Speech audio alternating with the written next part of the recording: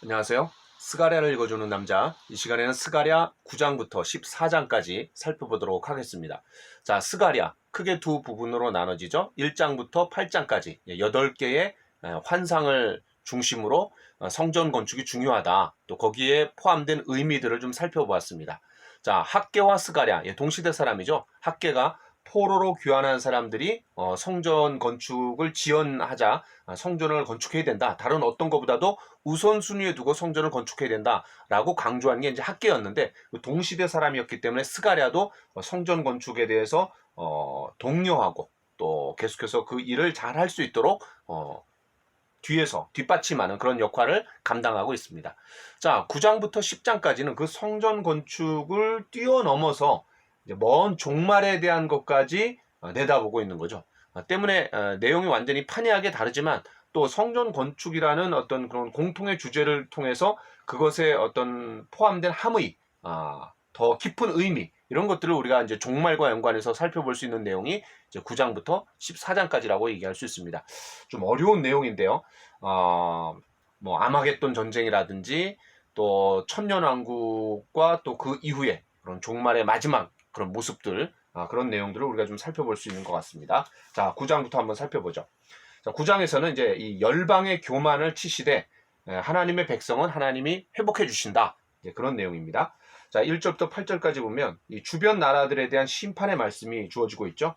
자, 그런데 7절에서는 회복도 언급되고 있습니다. 그러니까 블레셋 사람들이 유다에 속하고 에그론도 유다의 한 부분이 된다라는 거죠. 에그론은 이제 블레셋의 그런 여러 도시, 블레셋이 이제 도시국가입니다. 그래서 그런 여러 도시 중에 하나예요. 자, 두로와 시돈을 소망으로 삼았던 이 블레셋에게 심판을 선언하시지만 그러나 하나님은 또 이제 회복을 동시에 말씀하고 계시는 거죠. 이방인의 멸망이 이제 하나님의 절대적인 뜻이다. 그것은 이제 아닌 거죠. 왜냐하면 이방인 중에서도 하나님 앞에 돌아오기를 원하시는 거예요. 자, 이제 9절부터 17절 열방에 대한 그런 말씀에 이어서 이제 9절부터는 이스라엘의 임할 구원을 선포하고 있습니다. 바로 거기에 9절에 이제 유명한 성경 말씀이 있는 거죠. 시온에 따라 크게 기뻐할지어다. 예루살렘에 따라 즐거이 부를지어다. 보라, 내 왕이 내게 임하시나니 그는 공의로우시며 구원을 베푸시며 겸손하여서 나귀를 타시나니 나귀의 작은 것 곧 나귀 새끼니라. 예수님께서 예루살렘 성에 입성하실 때 이제 나귀 새끼를 탄 그런 사건이 있는데 바로 이 스가랴 9장 9절을 이제 성취하시는 거죠. 자, 그러면 이 나귀를 타시나니 나귀의 작은 것 곧 나귀 새끼니라. 어떤 그 강력한 위용과 전쟁의 승리를 기대하는 상황 가운데서 그 왕이 어떻게 되는 거예요? 나귀를 타고 입성하시는 거죠. 여러분 1절부터 8절까지 하나님께서 그런 주변 나라들에 대해서 이제 심판을 선포하셨잖아요. 자, 그런 하나님이 나귀를 타고 들어오신다라는 거예요. 자, 10절. 전쟁을 이스라엘에서 이제 없앴을 것이다. 바로 평화로 통치의 범위가 확장될 거다라고 말씀하고 계십니다. 여러분 이제 이사야 11장 1절부터 10절에 보면 이새의 줄기에서 나온 싹, 바로 그 위에 하나님의 영이 임할 때 어떻게 된다 그랬어요? 이리가 어린 양과 함께 살고 또 뱀과 어린이가 함께 즐거워하는 그런 평화의 세상이 이루어진다고 했는데 그런 모습이 우리가 여기서 이제 연상해 볼 수 있는 거죠. 자, 11, 12절에서 이제 포로 귀환에 대한 그런 말씀이라고 할 수 있고요. 자, 13절로 15절은 하나님께서 유다와 에브라임을 신종 무기로 삼아 주시겠다. 무슨 말입니까? 하나님의 도구로 쓰시겠다라고 얘기하는 거죠. 자, 16절로 17절 이제 세 가지 축복을 얘기합니다. 양떼같이 보여주겠다. 하나님 친히 선한 목자가 되어주신다라는 거죠. 자, 두 번째는 왕관의 보석처럼 빛나게 해주겠다. 하나님께서 출애굽했던 이스라엘 백성들을 시내산에서 너희가 내 언약을 잘 지키면 내 소유가 되겠고, 바로 그 소유가 보물입니다. 보물처럼 귀하게 여겨주겠다. 자, 3절, 세 번째는 이제 곡식은 청년을 또 새 포도주는 처녀를 강건하게 한다. 자, 풍성함을 얘기하는 거죠. 곡식과 포도주, 그 다음에 청년들, 또 처녀, 힘이 넘치는 그런 청년을 우리가 연상할 수 있는 것 같습니다. 그렇게 되게 해주겠다라는 거죠. 자, 그 다음에 이제 10장으로 넘어가 보겠습니다. 10장은 이제 이스라엘의 회복을 계속해서 이제 이어가고 있는 내용입니다. 자, 1절에 보니까 이스라엘이 이제 농경민이 되는 거죠. 목축업을 하다가 가나안 땅에 정착이 되면서 정착민, 그래서 이제 농경민이 되면서 비가 중요합니다. 자, 그러면서 여호와께 비를 구하라. 여러분, 폭풍우를 관장하는 신이 누구죠? 바로 바알신인데, 그런 여호와께 비를 구하라. 바알신에게 구하는 것이 아니라 하나님이 비를 주실 수 있는 분이다 라고 얘기하는 거죠. 자, 그 다음에 2절부터 3절 상반절까지 보면 이제 거짓 목자들에 대한 심판을 하나님 말씀하십니다. 자, 3절 하반절에 전쟁의 준마와 같게 해주겠다. 우리가 아까 이제 9장 13절에 유다를 당긴 화살로 삼고 에브라임을 끼운 화살로 삼아주겠다. 또 용사의 칼과 같게 해주겠다. 하나님의 도구로 삼아주겠다라고 한 내용들을 우리가 같이 연결해서 볼 수 있는 거죠. 자, 4절에 보니까 모퉁이 돌이 그에게서, 자, 이게 이제 메시아가 유다 족속에게서 나오게 될 것을 말씀하고 있는 거죠. 예수님이 건축자들이 버린 돌이 모퉁이 돌이 되었다. 바로 하나님 나라의 건설을 위해서 부름받은 유대인들이 예수님을 홀대하고 심지어 이제 죽였던 거죠. 그걸 건축자들이 버린 돌이 모퉁이 돌이 되었다라고 이제 말씀하시는 걸 우리가 신약 성경에서 알고 있는데, 바로 그 모퉁이 돌, 바로 메시아가 유다 족속에서 나올 것을 언급하고 있는 거죠. 자, 6절 7절에 보니까 유다 족속을 견고케 하며 또 요셉 족속을 구원하겠다. 자, 견고케 한다라는 게 12절에서도 또 나옵니다. 하나님을 의지하는 견고한 자들로 세워주시겠다. 자, 그래서 6절에도 나오고 12절 나옵니다. 자, 하나님께서 긍휼히 여기시어서 포로를 귀환시켜 주시겠다라는 거죠. 자, 그러니까 회복의 근거가 뭡니까? 바로 하나님의 사랑, 바로 하나님께서 긍휼히 여겨 주시기 때문에 그들이 포로 귀환하게 되는 거죠. 자, 내가 내버린 일이 없었음 같이 되리라. 무슨 말입니까? 타락 이전의 상태로 회복시켜 주겠다라고 얘기하는 겁니다. 자, 7절에 보니까 이제 기쁨과 즐거움을 회복하는 모습을 묘사하고 있고요. 자, 8절. 휘파람을 불어 그들을 모을 것이다. 여러분, 휘파람이 뭡니까? 목자가 양을 부를 때 휘파람을 불듯이 하나님께서 사람들을 불러 모아 주시겠다라는 거죠. 저와 여러분들도 하나님의 휘파람 소리를 듣고 이제 하나님께 돌아오게 된 그런 거라고 얘기할 수 있습니다. 자, 9절부터 10절에 보니까 이제 포로 귀환의 모습을 얘기하고 있고요. 그다음 11절. 고난의 바다를 건널 때 바다 물결을 치시겠다. 무슨 말이에요? 대적자들을 하나님 물리쳐 주시겠다라고 얘기하는 겁니다. 이스라엘 백성들이 출애굽해갖고 가나안 땅으로 가는 여정에서 앞서 나가셔서 모든 대적들을 하나님 치셨던 것처럼, 그럼 고난의 바다를 건널 때 바다 물결을 치시겠다라고 말씀하시는 거죠. 굉장히 은혜가 되고 격려가 되는 말씀인 것 같습니다. 자, 12절. 아까 6절에서도 나온 것처럼 하나님을 의지하는 견고한 자들로 결국은 세워주시겠다라고 말씀하고 있는 겁니다. 자, 이제 11장으로 가보겠습니다. 자, 양떼를 버린 목자에 대한 심판이라고 얘기할 수 있습니다. 자, 1절부터 3절에 보니까 모든 숲과 들에 임한 재앙을 얘기하고 있죠. 자, 그로 인해서 목자의 이제 곡소리가 나옵니다. 양떼들을 풀을 먹일 수가 없는 상황이 된 거죠. 자, 4절부터 14절에 보니까 너는 잡혀 죽을 양떼를 먹이라. 자, 5절 6절에 보니까 목자들에 대한 이제 심판이 나오는데 9장 16절에서 하나님이 목자가 되셔서 자기 백성의 양떼같이 구원하시겠다라고 이제 한 적이 있어요. 자, 그러나 여기에서는 그 양떼를 버린 못된 목자에게 임할 화를 선포하고 있는 내용이죠. 자, 7절. 스가랴 선지자가 은총의 막대기와 이제 연합의 막대기를 이제 가지고 이제 양떼를 먹이게 됩니다. 자, 8절에 보니까 한 달 동안 새 목자를 제거하였으니, 거짓 목자들을 얘기하는 거죠. 이스라엘의 목자들 하면은 세 종류죠. 왕과 제사장과 그다음에 선지자들인데, 아마 그런 그 목자들이 목자 역할을 제대로 감당하지 않았던 그런 모습이었던 것 같아요. 자, 9절. 포기했다라는 말이 아니라 이제 그들이 지독한 불순종한 상태에 있었다라는 것을 이제 강조하는 내용이죠. 자, 10절. 은총이란 막대기를 부러뜨린다. 이가 하나의 상징적인 행동인데 뭐예요? 하나님께서 모든 백성과 세운 언약을 폐기하시겠다. 그런데 하나님이 폐기하신 게 아니라 실제로는 이스라엘 백성들이 하나님과의 언약을 먼저 깨뜨렸던 거죠. 자, 12절. 목자의 헌신을 이제 은 30으로 평가하는 겁니다. 그러니까 모든 것을 화폐 가치로, 그렇죠? 그럼 화폐 가치로 모든 것을 여기는 그런 태도를 꼬집고 있습니다. 자, 13절. 그들이 나를 헤아린 바 그 싹을 토기장에게 던지라. 자, 요게 이제 신약 성경에 인용되고 있는 거죠. 마태복음 27장 3절로 7절. 이제 거기서 인용하고 있는데, 바로 은 30에 예수님을 판 유다가 이제 뉘우치고 그 돈을 성소에 던지자. 어떻게 해요? 그 돈이 이제 성소에 있는 것이 옳지 않다라고 여겨갖고 대제사장들이 그 돈으로 이제 토기장의 밭을 사갖고 나그네의 묘를 만드는 거죠. 그러니까 이 예언이 바로 예수님과 연관해서 성취되었다라고 이제 보고 있는 것, 이 말씀을 인용하고 있는 겁니다. 마태복음 27장에서요. 자, 14절에서는 이제 연합이라 하는 막대기를 이제 꺾는 거죠. 그게 뭐예요? 어떤 상징적인 행동이죠? 유다와 이스라엘의 그런 형제의 의리를 끊으려고 하는 거죠. 근데 이미 아까도 이미 이스라엘 백성들이 하나님의 언약 백성들이 하나님과 언약을 깨뜨렸듯이 솔로몬 이후에 바로 북이스라엘과 남쪽 유다가 서로 갈라졌던 거죠. 자, 이미 그렇게 된 겁니다.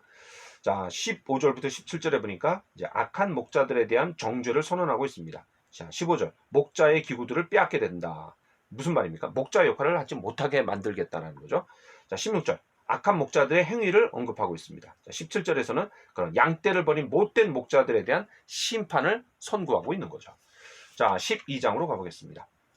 자, 이제 12장에서는 이 7년 대환란 후, 그리고 주님이 공중 재림하시고 이제 7년 동안 지상에서는 대환란이고 공중에서는 이제 어린 양의 혼인 잔치가 있은 다음에 7년이 끝났을 때 이제 지상 재림하십니다. 그때 지상 재림할 때 이스라엘 백성들이 열국을 이제 대항해 갖고 아마겟돈 전쟁을 일으키는 거죠. 자, 그런데 이제 대패하게 됩니다. 자, 그런 내용들을 염두에 두시고 보시면 좋을 것 같아요.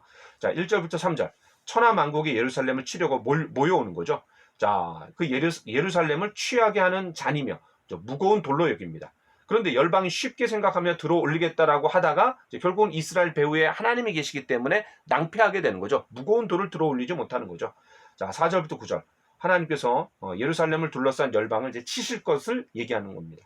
그러니까 1절부터 9절까지 이 내용을 의지해서 이 이스라엘이 어떻게 하는 거예요? 예, 바로 아마겟돈 전쟁을 일으키는 거죠. 그러나 대패하게 됩니다. 자, 10절.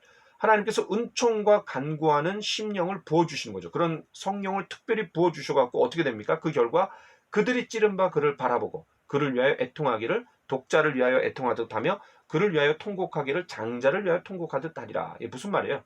바로 이스라엘이 처음으로 십자가를 바라보게 됩니다. 바로 요한복음 19장 37절에서도 바로 요 상황을 이제 인용하고 있는데요. 또 다른 성경에 그들이 그 찌른 자를 버리라. 예, 그래서 여기서 또 다른 성경이 바로 스가랴 12장 바로 10절인 거죠. 자, 그래서 그들이 찌른 바 그를 바라보고 바로 예수님과 연관시키고 있는 거죠. 자, 요한계시록 1장 7절에서도 볼지어다 그가 구름을 타고 오시리라. 그런데 모든 사람이 보게 되는데 그를 찌른 자들도 볼 것이다. 예, 바로 스가랴서 바로 12장 10절을 염두에 두고 얘기하고 있는 겁니다. 어쨌든 그런 그들이 찌른 바 그를 바라보고 그러니까 열방을 치시고 이스라엘을 구원하신 하나님을 이스라엘이 찌르게 되는 거죠. 예, 바로 예수 그리스도를 찌르게 되는 겁니다. 결국 유대인들이 자기들이 죽인 예수님이 바로 하나님의 메시아였음을 성령의 은혜로 깨닫고 어떻게 하는 거예요? 예, 바로 회개하게 되는 거죠. 자, 그 결과 11절부터 14절까지 이제 민족적으로 회개가 일어나는 겁니다. 특정한 어떤 대상이 아니라 모두가 이제 하나님 앞에 회개하게 되는데 그 강조를 어떻게 이제 하고 있냐면 따로라는 말을 계속해서 얘기하는 거죠. 그러니까 뭉뚱그려서가 아니라 각각이 모두가 하나님 앞에 회개하게 되는 겁니다. 뭐를 회개하는 거예요? 예, 바로 메시아였던 예수님을 십자가에 못 박았던 그 죄를 비로소 그때 깨닫고 바로 이제 성령께서 그를 책망하셔갖고 깨닫게 되고 그들이 이제 하나님 앞에 회개하고 돌아오게 되는 거죠. 그래서 민족적으로 구원받게 되는 유대인들이 민족적으로 구원받게 되는 내용이 바로 아마겟돈 전쟁에 대패한 이후에 일어나는 현상이고 그 이후에 천년왕국이 이루어지는데 그때 이제 비로소 출애굽기 19장에 나와 있는 제사장 나라로서의 역할을 이제 유대인들이 감당하게 되는 거죠. 민족적으로 구원을 받았기 때문에. 자, 그 다음에 이제 13장으로 가보겠습니다. 자, 13장 1절. 바로 그런 하나님이 부으신 은총과 간구하는 심령을 부어주셔서 백성들이 애통해하며 회개했습니다. 자, 이제 그들의 죄와 더러움을 씻는 샘물이 준비되는 거죠. 정결입니다. 자, 2절부터 6절. 이스라엘 가운데 이제 거짓 예언자와 더러운 귀신, 우상이 사라지게 될 것이다.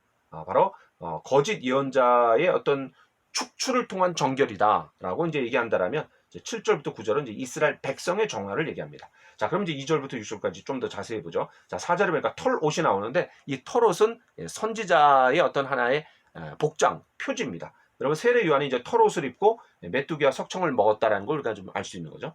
자, 이제 6절에 보니까 갈멜산에서 엘리야와 이제 바알 선지자 400명과 이제 대결할 때 몸에 상처를 내면서까지 그런 바알 신을 불렀던 그런 모습을 우리가 좀 연상해 볼 수 있는 것 같아요. 자, 이제 7절부터 9절. 자, 앞에 부분이 거짓 예언자의 축출을 통해서 정화를 하나님이 말씀하신 거라면 이제 이건 이스라엘 백성들 자체를 이제 정화하시는 내용입니다. 자, 7절. 내 목자, 내 짝된 자를 치라. 목자를 치면 양이 흩어지려니와. 자, 요게 이제 마태복음 26장 31절과 마가복음 14장 27절에서 인용하고 있는 거죠. 그러니까 예수님이 군병들에게 잡히고 처형되자 제자들이 예수님을 버리고 도망가는, 자, 그거를 이제 염두에 두고 이렇게 쓰고 있는 겁니다. 자, 8절. 3분의 1은 멸망하고 3분의 1은 구원받게 된다 그랬는데, 그러니까 생각보다 많은 사람이 이제 멸망하게 되는 거죠. 자, 9절. 그 3분의 1을 불에서 은을 연단하듯이 금같이 시험하여 정화할 것이다. 그러니까 하나님께서 그런 남은 3분의 1을 이제 불같은 시험을 불같이 이제 정화하시는 거죠. 자, 그 결과 하나님과 백성들 간에 이제 언약이 회복된다라는 것을 이야기하고 있습니다. 자, 마지막 14장입니다. 예루살렘과 열방 사이에 벌어지는 이제 전쟁이 배경이 되는데, 이제 이방 나라들을 모아갖고 예루살렘과 싸우게 하시는 분도 하나님이시고, 2절을 통해서 우리가 볼 수 있는 거죠. 그 다음에 이방 나라들을 치시면서 싸우시는 분도 역시 하나님이십니다. 3절. 자, 4절. 예루살렘의 이제 동문, 그러니까 감람산 쪽에서 이제 예수님이 이제 재림하신다. 그 동문, 예수님 동쪽으로 재림하시는 거예요. 자, 6절부터 8절 보니까 이제 여호와의 날, 바로 심판을 얘기하는 거죠. 자, 그러나 8절에서 마치 에스겔서를 연상하듯이, 여러분 에스겔서 48장에 보면 성전에서 물이 나와갖고 발목, 무릎, 허리, 가슴까지 이제 차는 그런 물이 나오는 거죠. 바로 예루살렘에서 생수가 솟아나서 동해와 서해로 흐르게 될 거다. 마치 에덴 동산에 이제 네 강의 근원이 에덴 동산으로 시작해갖고 이제 강물이 이제 흘러나가는 걸 우리가 좀 연상해 볼 수 있는 것 같아요. 바로 그런 에덴 동산으로의 회복을 얘기하는 거죠. 자, 그 다음에 이제 9절부터 11절에 보면 이제 새 예루살렘의 모습을 그려주고 있습니다. 예루살렘이 높이 들린다 그랬죠? 바로 예루살렘의 회복을 얘기하는 거고, 그럼 그 예루살렘이 특별해지는 이유가 뭡니까? 예, 바로 9절에 하나님이 천하의 왕이 되시기 때문에, 바로 그런 날이 왔을 때 바로 예루살렘이 높이 들려지게 된다는 거죠. 자, 12절로 15절에 보니까 그런 예루살렘을 친 모든 이방에 내려질 재앙을 선포하고 있습니다. 자, 16절로 21절에 보니까 유대인은 물론이고 이방인들도 초막절을 지키게 될 거다. 여러분, 초막절이 뭡니까? 바로 광야 기간 동안에 하나님이 그들을 지켜주신 것을 감사하는 절기가 바로 초막절이죠. 자, 그 다음에 이제 20절. 그날에는 말 방울에까지 여호와께 성결이라 기록될 것이다. 여러분, 여호와께 성결 누구에게만 붙여져 있는 거예요? 바로 제사장들의 머리에, 그런 관에 있는데 그 띠에 보면 여호와께 성결. 그러니까 제사장하고만 연관된 건데, 큰 물건이든 작은 물건이든 전부 이제 하나님 앞에 거룩하게 될 거다라고 얘기하는 거죠. 자, 여호와의 전에 있는 모든 솥이 제단 앞 주발과 다름이 없을 것이며, 여러분 제단 앞 주발은 뭡니까? 기름을 담는 그릇이죠. 그러니까 제단 앞에 있는 주발하고 여호와의 전에 있는 모든 솥은 분명히 구별이 됩니다. 더 거룩한 게 뭐예요? 제단 앞에 있는 주발이죠. 근데 그게 다름이 없을 것이라 그랬어요. 무슨 말입니까? 성소와 지성소의 구별이 있는 것처럼 거룩한 곳, 지극히 거룩한 곳이라는 이름이 이제 성소와 지성소인데, 그 구별이 있는 것처럼 더 거룩한 장소와 더 거룩한 물건이 있었지만 이제는 사소한 물건에까지도 바로 모두 거룩하게 된다라는 거죠. 자, 그러니까 예배 드리는 것만 거룩한 것이 아니라 우리의 일상생활도 거룩하게 된다라고 얘기하는 거죠. 그러니까 일상의 거룩함을 20절에서 잘 묘사하고 있는 것 같아요. 자, 21절 마지막 절이죠. 예루살렘과 유다의 모든 솥이 만군의 하나님의 성물이 될 것인지. 예, 바로 20절하고 일맥상통하고 있습니다. 더 이상 이 예배가 예루살렘에만 국한되는 것이 아니라 어디에서나 우리가 하나님을 예배하는 삶이 된다라는 거죠. 자, 그날에는 하나님의 전에 가나안 사람이 다시 있지 아니하리라. 자, 여기 가나안 사람은 크게 두 가지입니다. 예, 우상 숭배자들, 그리고 이제 장사꾼들입니다. 가나안 사람들 하면 이제 장사꾼으로 많이 묘사하고 있어요. 자, 그러니까 그만큼 바로 거룩한 장소가 될 거다. 거룩하게 될 거다라고 하면서 마무리가 되고 있습니다. 자, 제가 앞서 말씀드렸지만 스가랴서가 이제 성전 건축과 연관된 내용들을 전개해 나가는데, 이제 1장부터 8장까지는 8개 환상, 그러나 9장부터 14장까지는 그 성전 건축을 뛰어넘어서 사실 이제 예수님을 통해서 성취가 되는 거고, 그러나 이게 이제 완성된 어떤 성취의 모습으로 나타나는 건 이제 종말의 때인데, 그런 종말에까지 확장시켜서 어떤 상황이 이제 전개될 것이냐라는 것을 이제 보여주고 또 얘기해 주는 게 이제 스가랴서다라고 얘기할 수 있습니다. 자, 그래서 이제 스가랴서가 사실 저도 어렵습니다. 그런데 이 스가랴서가 에스겔, 그 다음에 스가랴, 다니엘, 뭐 이런 내용들이 이제 묵시 문학에 속하는 거죠. 먼 미래에 대한 그런 그 종말에 대한 내용들을 이제 담고 있기 때문에 꼭 필요한 내용이다라고 얘기할 수 있습니다. 자, 여기까지 하겠습니다. 감사합니다.